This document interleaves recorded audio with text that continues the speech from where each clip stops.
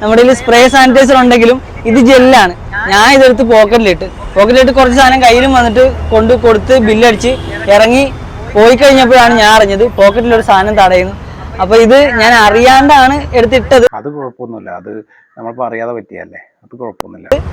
എന്നുണ്ടെങ്കിൽ പോലും അറിയാണ്ടാണ് നമ്മൾ പോയെങ്കിൽ പോലും നമ്മളിത് പൈസ കൊടുക്കാതിരിക്കുകയോ അല്ലെങ്കിൽ സാധനം തിരിച്ചു കൊടുക്കാതിരിക്കുകയോ ചെയ്യുവാണെങ്കിൽ അത് ഓഫ് കോഴ്സ് മോഷണം തന്നെയാണ്. അതുകൊണ്ട് നമ്മൾ തിരിച്ച് കറങ്ങി വന്ന് വീണ്ടും ബില്ല് ചെയ്ത് സെറ്റാക്കിയിട്ടുണ്ട്. ഇനിയിപ്പോൾ ഇത് നമ്മുടെ സ്വന്തമാണ്, ലീഗലി നമ്മുടെ സ്വന്തമാണ്. ഓക്കെ, അത് നല്ല കാര്യം. ഇവൻ ആദ്യം ബിസ്മി ഹൈപ്പർ മാർക്കറ്റിൽ കയറിയിട്ട് ഒരു സാനിറ്റൈസർ വാങ്ങിയതല്ല, അവൻ പോക്കറ്റിലിട്ട് അറിയാതെ പോകുന്നു, അങ്ങനെയാണ് അവൻ പറഞ്ഞത്. എന്താണ് സത്യാവസ്ഥ എന്നറിയില്ല, വേറെ കാര്യം.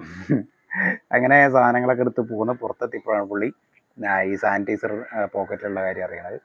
അപ്പോൾ പുള്ളി വീണ്ടും ബിസ്മിയിലേക്ക് തിരിച്ചു പോയിട്ട് അവരോട് പറഞ്ഞു അറിയാതെ